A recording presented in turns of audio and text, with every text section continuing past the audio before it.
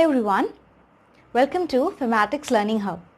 मैं हूं स्निग्धा और आज हम क्लास 8 साइंस से एक टॉपिक करने वाले हैं जो कि है कंबशन एंड फ्लेम। पढ़ाई शुरू करने से पहले मैं आपको बता दूं, अगर आपने हमारा चैनल अभी तक सब्सक्राइब नहीं किया है तो ज़रूर करें। वीडियोस को ज़रूर लाइक करिएगा और अपने दोस्तों के साथ ज़्यादा से ज़्यादा शेयर करें। अगर आप चाहते हैं कि हम अपना लाइव सेशन लेके आएँ जल्द से जल्द, तो आपको करनी पड़ेगी हमारी मदद। आपको सिंपली जो है हमारे वीडियोस को शेयर करना है ज़्यादा से ज़्यादा लोगों के साथ, ताकि जो है न्यू सब्सक्राइबर्स हमारे इस फैमिली में जुड़ सके और हम उनके लिए लाइव सेशंस ले आ सके। लाइव सेशन में आप अपने डाउट्स को क्लियर कर सकेंगे, एज वेल एज हम आपको प्रोवाइड करेंगे एनसीईआरटी सोल्यूशन से लेके एचसी वर्मा के सोल्यूशंस तक। तो ज़रूर से हमारी मदद करिए इस फेमैटिक्स लर्निंग हब की फैमिली को ग्रो करने में। अगर आपको ज़रूरत है फ्री नोट्स की फॉर क्लास 11 एंड 12 फिजिक्स, तो आपको ज्वाइन करना पड़ेगा हमारा Telegram channel by the name Phematics learning hub. आप हमारा फेसबुक पेज भी विजिट कर सकते हैं, लिंक्स मैंने डिस्क्रिप्शन में दे दिया है। तो ज़रूर जाइए और हमारे Telegram channel as well as Facebook page को ज्वाइन करें। तो चलिए शुरू करते हैं आज के टॉपिक के साथ, जो कि है कंबशन एंड फ्लेम, राइट। सो इसमें हम आज पढ़ने वाले हैं कि एग्जैक्टली कंबशन की मीनिंग क्या होती है, एज वेल एज फ्लेम के बारे में भी हम जानेंगे। Candle, burning of a candle हम देखने वाले हैं इस केस में, राइट। सो कंबशन बेसिकली है क्या, राइट। बर्निंग आपको मालूम होगा, हम कई चीज़ों की बर्निंग करते हैं। सपोज कुछ फ्यूल होती हैं जिनका बर्निंग करने पे एनर्जी रिलीज होती है। Okay, like you can have कोई अगर लाइक पेट्रोल डलवाते हो अपने व्हीकल्स में, कार में, स्कूटर पे, राइट। सो उसमें जो है पेट्रोल जो है वो एज अ फ्यूल इस्तेमाल होता है, जो कि एक्चुअली बर्न होता है और बर्न होने के बाद रिलीज करता है एनर्जी। और एनर्जी की वजह से ही जो है वो एनर्जी जो है लाइक एबल करवाती है आपके पर्टिकुलर व्हीकल को मूव कराने में, इसको प्रोवाइड करती है the ability to move, right. And there is a mechanism होता है हर व्हीकल में कि किस तरह से व्हीकल मूव करता है। तो बेसिकली जो एनर्जी सोर्स है उस व्हीकल को मूव करवाने में, राइट, या किसी भी पर्टिकुलर मशीन को काम करवाने में जो कि मूवेबल है, लाइक एनर्जी जो मिलता है वो मेनली बर्निंग ऑफ फ्यूल से ही मिलता है। ओके, तो यहाँ पे हम बात करने वाले हैं कि एग्जैक्टली जो वर्ड कंबशन है उसका मतलब क्या है, कब हम किसी सब्सटेंस को कंबस्टेबल बोल सकते हैं या कब किसको हम नॉन कंबस्टेबल बोल सकते हैं। कंबशन का मतलब है एक ऐसा केमिकल प्रोसेस होना या केमिकल चेंज होना जिसमें जो सब्सटेंस है, right, it could be any fuel, जिसमें जो सब्सटेंस है मेनली वो रिएक्ट करता है ऑक्सीजन के साथ। It reacts with oxygen. Oxygen के साथ कंबाइन करने के बाद जो है वो प्रोड्यूस करता है heat as well as light. तो प्रोडक्शन ऑफ हीट, लाइट होना ज़रूरी है कंबशन के केस में, राइट। जनरली या तो आपको हीट तो डेफिनेटली मिलेगी, लाइट का प्रोडक्शन हो भी सकता है, नहीं भी हो सकता है, वो डिपेंड करता है किस केस में, बट डेफिनेटली एक हीट जो कि बेसिकली एनर्जी है वो रिलीज ज़रूर होगा जब कभी भी कंबशन होगा। एक सिंपल सा अगर हम एग्जांपल ले, कार्बन जो है अगर बर्न होता है, लाइक कोल जो है नेचर में पाया जाता है एंड वो बर्न करता है। बर्न क्यों करता है? क्योंकि सपोर्टिंग एलिमेंट की तरह ऑक्सीजन उसके साथ कंबाइन करता है, जिस वजह से कार्बन की या कोल की बर्निंग होती है। तो उसका केमिकल रिएक्शन सिंपली हम एक देखते हैं, right. Suppose this C is basically the carbon here, okay. तो ये बेसिकली है आपका कार्बन।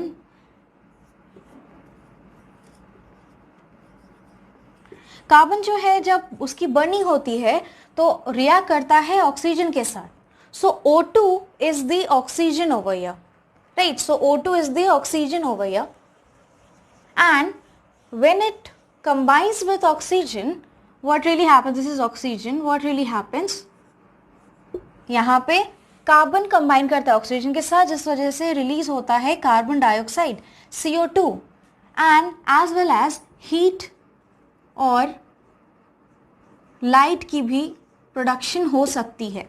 एनर्जी तो डेफिनेटली जो है मिलने वाली है यहाँ पे। ओके, तो इसमें कंबाइन करने के बाद फाइनली कार्बन डाइऑक्साइड बनता है। This is CO2 is basically your carbon dioxide and there is a production of heat as well as light over here. So ये एक सिंपल सा रिएक्शन है जो कि शो करता है कि किस तरह से कंबशन प्रोसेस टेक प्लेस होता है। ऑक्सीजन यहाँ पे जो है मेनली दिस इज ऑक्सीजन, ये सपोर्टिंग एलिमेंट है।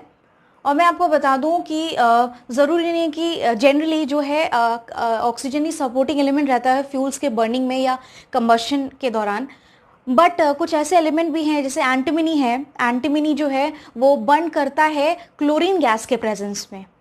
ओके, तो एंटीमनी के केस में, एंटीमनी एक एलिमेंट है जिसके केस में जो है क्लोरीन गैस रिस्पॉन्सिबल है उसको बर्न कराने में। Chlorine gas just like oxygen ही काम करता है उस एंटीमनी एलिमेंट के लिए to just to make the combustion happen. So this is what I have over here. Okay, right. अब नेचर में ऐसे कई सारे सब्सटेंसेस पाए जाते हैं जो कुछ कंबस्टिबल होते हैं, कुछ कंबस्टिबल नहीं होते। अगर मैं बात करूं कंबस्टिबल सब्सटेंसेस की, तो वो कुछ ऐसे सब्सटेंसेस होंगे जो काफ़ी इजीली फायर कैच कर सकते हैं, right. Easily catches fire, right. These are the combustible substances mainly. Okay, so अगर मैं एग्जाम्पल देखूं तो यहाँ पे जो है कई सारे एग्जाम्पल्स आ सकते हैं, राइट। पेपर हो सकता है, you can have a coal as well. Okay, so paper is one of the examples as well as coal is the another example. उसी तरह से जो है you can have a lot of other examples as well. Straw you can have, right, you can have a straw here, then you can have kerosene. Okay, ये सारे जो होते हैं ये कंबस्टिबल सब्सटेंसेस होते हैं, ओके, जो मेनली ईजिली कैच कर लेते हैं फायर। आप अगर इन सब्सटेंसेस को फायर के पास अगर लेके चले जाते हो, दिस इज फायर, अगर आप फायर के पास लेके चले जाओगे तो ये इजीली बर्न होना शुरू कर देंगे। तो these are the examples of combustible substances. ना कुछ ऐसे सब्सटेंसेस भी हैं जो नॉन कंबस्टिबल कहलाए जाते हैं। ओके, सो अगर मैं बात करूं नॉन कंबस्टिबल सब्सटेंसेस की,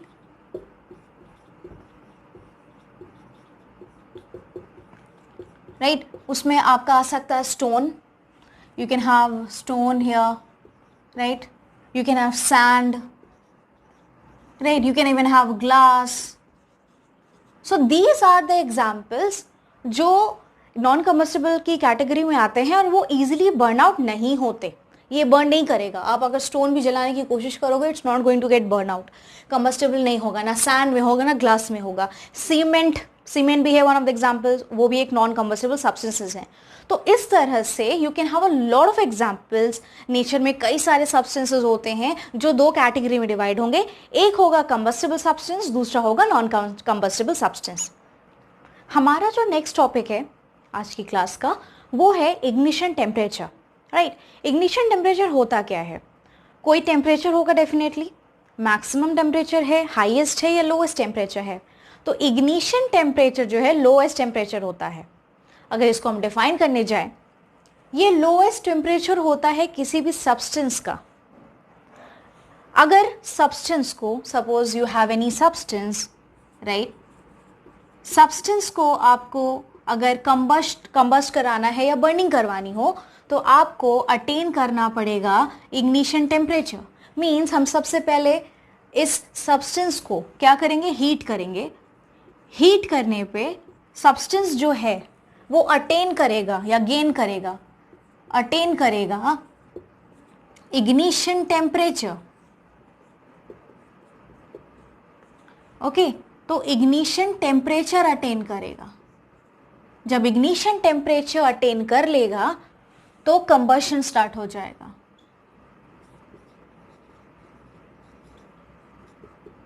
या बर्निंग स्टार्ट हो जाएगी।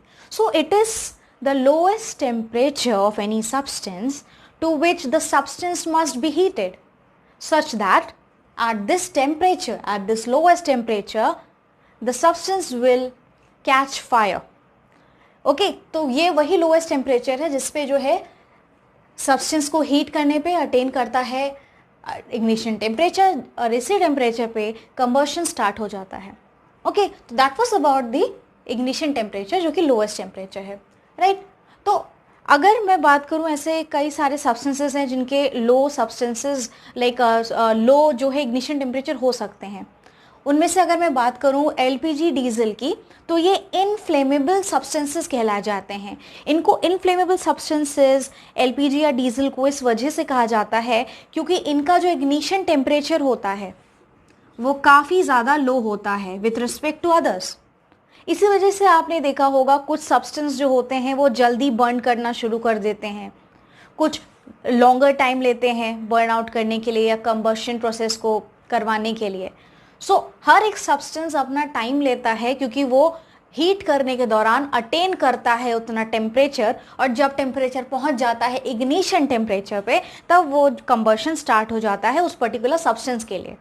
इसी वजह से हर सब्सटेंस का अलग अलग टाइम होता है बर्निंग का। कुछ ज़्यादा जल्दी बर्न करने लगते हैं, कुछ देरी से बर्न करने लगते हैं, क्योंकि मेन रीज़न यही है इग्निशन टेम्परेचर, राइट। तो अगर इनफ्लेमेबल सब्सटेंसेस की बात करें तो इनका जो इग्निशन टेम्परेचर होता है वो काफ़ी लो होता है। Okay, so one of the examples that I should tell you is white phosphorus. White phosphorus जो है इसका इग्निशन टेम्परेचर सबसे ज़्यादा लोएस्ट होता है, and this temperature, this is the lowest temperature, ignition temperature इसी का सबसे ज़्यादा होता है कम, lowest, as well as इसका जो temperature होता है that is 35 degree Celsius. Okay, तो नियर अबाउट रूम टेम्परेचर के आसपास है। तो रूम टेम्परेचर पे ही वाइट फोरस जो है कंबशन या बर्निंग शुरू हो जाती है। अगर हम वाइट फोरस को ऐसे नॉर्मली रूम टेम्परेचर पे रख दें तो इग्निशन टेम्परेचर बहुत जल्दी अटेन कर लेगा ये वाइट फोस्फोरस, जिस वजह से प्रोसेस शुरू हो जाएगा। कौन सा प्रोसेस? कंबशन या बर्निंग। ओके, अब हम बात करने वाले हैं अबाउट आवर नेक्स्ट टॉपिक, जो कि है how can we control a fire. कहीं आग लग जाती हो तो आपने देखा होगा हम बुलाते हैं फायर ब्रिगेड को, जहाँ से लोग आते हैं और ऑब्वियसली जो है फायर को, जहाँ भी लगी हो आग वहाँ पे फायर को एक्सटिंग्विश करते हैं। आपने देखा होगा इस्तेमाल किया जाता है किस चीज़ का? एक डिवाइस का, जो कि है fire extinguisher, right. Just to extinguish the fire, उस जो है उस फायर को बुझाने के लिए फायर एक्सटिंग्विशर का इस्तेमाल किया जाता है। ये मेनली डिवाइस होता है, ओके, जिसका इस्तेमाल फायर को बुझाने में, एक्सटिंग्विश करने में हम इस्तेमाल करते हैं, या जो फायर ब्रिगेड वाले लोग हैं वो इस्तेमाल करते हैं, राइट। तो to control fire this fire extinguisher is use, जो कि हमें पता है, बड़ा इजी है समझना। ओके, अगर मान लीजिए किसी पर्टिकुलर जगह पे, supposingly I just try to draw something here, right, यहाँ पे अगर जो है कहीं पे भी अगर फायर हो, so this is basically fire. Now कोई सब्सटेंस है जिस पे जो है फायर जो है, दिस इज सम सब्सटेंस, किसी सब्सटेंस में जो है आग लग चुकी है, कोई फ्यूल है या कुछ है, it could be any material, would हो सकता है, कोल हो सकता है, जिसमें आग लग चुकी है। अब इसको हमें जो है एक्सटिंग्विश करना है। एक्सटिंग्विश करने के लिए हमें एक चीज़ जो है वो हटानी पड़ेगी। हमें पता है ऑक्सीजन जो है वही मदद कर रहा है इस फायर को लाइक कंटिन्यू होने में या जलने में, राइट। सो बेसिकली यहाँ पे जो प्रोवाइड करता है, this is basically oxygen here, जो कि एज अ सपोर्टिंग एलिमेंट काम करता है।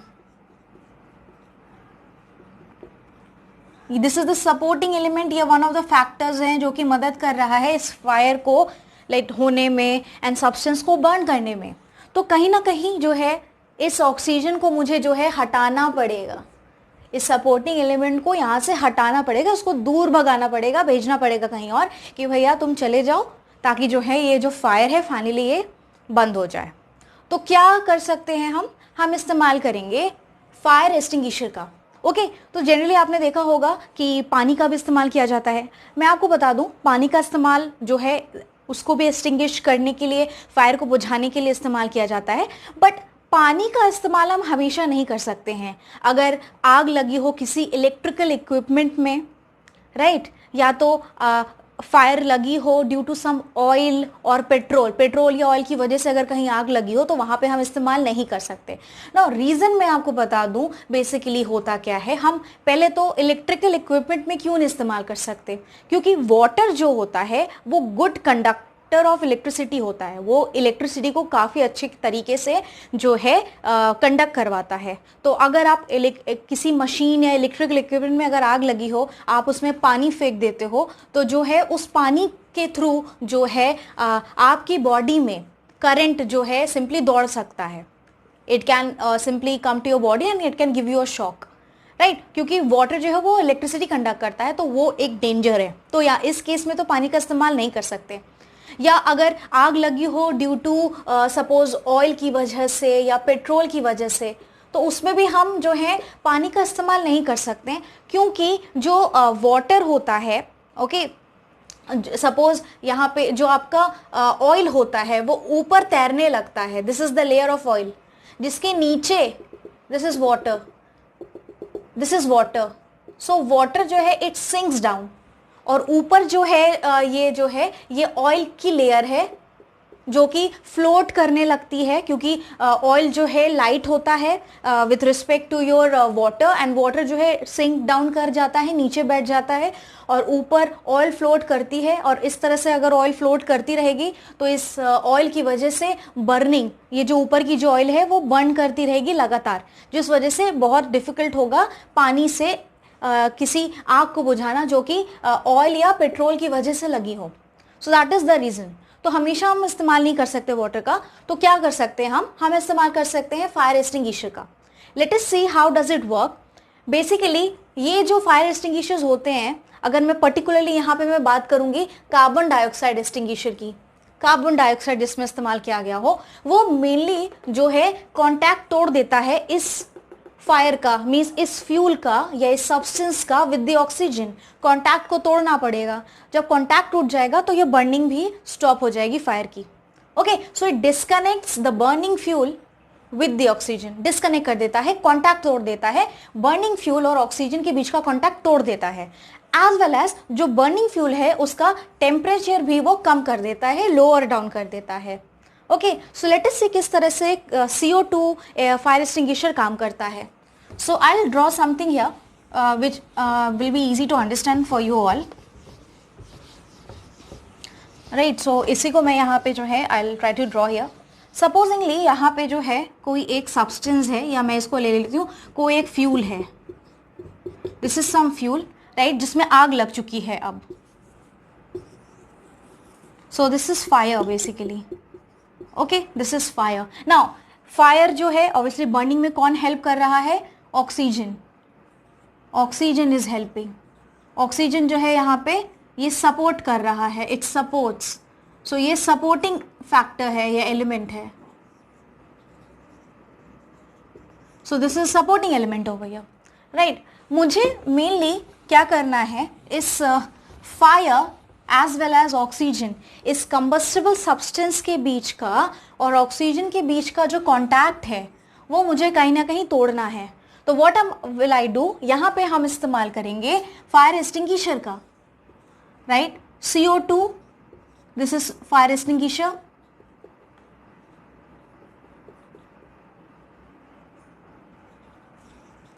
Right. So this is basically और फायर एक्सटिंग्विशर, आप समझ सकते हो, मैंने शॉर्ट में लिख दिया है। तो ये CO2 है। नाउ जब इसमें से, इस फायर एक्सटिंग्विशर से CO2 फाइनली जब निकलेगा, इसके ऊपर जब डालेंगे फायर के ऊपर, तो होगा क्या, इस फायर के ऊपर, like this is the fire, suppose मैंने ये ऐसा बना दिया, इस फायर के ऊपर अब एक बनने लगेगी ब्लैंकेट। अब एक ब्लैंकेट बनेगा, इस तरह से एक ब्लैंकेट बनेगा, एक कवर बनेगा, एक चादर बन जाएगी, राइट। ये बेसिकली जो है ये ब्लैंकेट है, this is basically a blanket, and ये CO2 कार्बन डाइऑक्साइड का ब्लैंकेट है, क्योंकि हमने CO2 फायर एक्सटिंग्विशर का इस्तेमाल किया है यहाँ पे। तो ये चादर बना देगा एक तरह से, जिस वजह से ये जो कॉन्टैक्ट था, पहले यहाँ पे मैं कॉन्टैक्ट शो कर रही थी इस एरो से, ये जो कॉन्टैक्ट था इस फ्यूल का ऑक्सीजन के साथ, ये गायब हो जाएगा। अब इस कॉन्टैक्ट को यहाँ से हम रब कर देते हैं, क्योंकि इस चादर ने जो है अब अलाउ नहीं किया। ऑक्सीजन ऑब्वियसली हर जगह से आने की कोशिश करेगा, ऑक्सीजन यहाँ से आने की कोशिश करेगा, ऑक्सीजन यहाँ से आने की कोशिश करेगा, राइट, ऑक्सीजन यहाँ से आने की कोशिश करेगा, क्योंकि ऑक्सीजन मदद कर रहा है इसको बर्न करने में। So from everywhere the oxygen will try to come and make a contact with this fuel, with this combustible fuel. But ये जो चादर बनी हुई है एक फायर एक्सटिंग्विशर के द्वारा CO2 की, कार्बन डाइऑक्साइड की एक जो चादर बनी हुई है, ये डिस्कनेक्ट कर देगा, ये कांटेक्ट तोड़ देगा ऑक्सीजन का इस फ्यूल के साथ. ये एक कंबस्टिबल फ्यूल था, राइट? तो इसी तरह से जो है फायर एक्सटिंग्विशर्स जो है काम करते हैं. जब कांटेक्ट टूट जाता है oxygen as well as combustible substance के बीच, फ्यूल के बीच, तब ये जो है फाइनली फायर जो है वो बंद हो जाती है. It simply extinguishes off. So this is what happens जब हम बात करते हैं कि किस तरह से जो है फायर एक्सटिंग्विशर एक ऐसा डिवाइस है जो मदद करता है फायर को एक्सटिंग्विश करने में. आई होप ये टॉपिक जो है वो आपको समझ में आ चुका होगा. एंड एक चीज़ और मैं आपको बता दूं कि सिलेंडर्स में हम जो है स्टोर किया जाता है, सिलेंडर्स में स्टोर किया जाता है CO2 को, right, in the form of a liquid. High pressure में सिलेंडर में स्टोर किया जाता है फायर एक्सटिंग्विशर्स के सिलेंडर्स में. एंड जब उसको फाइनली जब एक्सटिंग्विशर के लाइक ऊपर के कैप को खोला जाता है तो फाइनली जो है ये CO2 जो है, ये गैस जो है निकल आता है and it starts to expand, right, enormously in all the directions and simply forms a blanket, right? So this is what happens in case of fire extinguishers. I hope ये topic जो है आपको definitely समझ आ चुका होगा. तो आज यहीं तक था हमारा टॉपिक. आपको कैसा लगा आप हमें ज़रूर कमेंट करके बताइए कमेंट बॉक्स में. अगर आपने अभी तक हमारे चैनल को सब्सक्राइब नहीं किया है तो ज़रूर जाइए हमारे चैनल को सब्सक्राइब करें, इस वीडियो को डेफिनेटली लाइक करें और अपने दोस्तों के साथ ज़्यादा से ज़्यादा शेयर करें. Thank you so much everyone.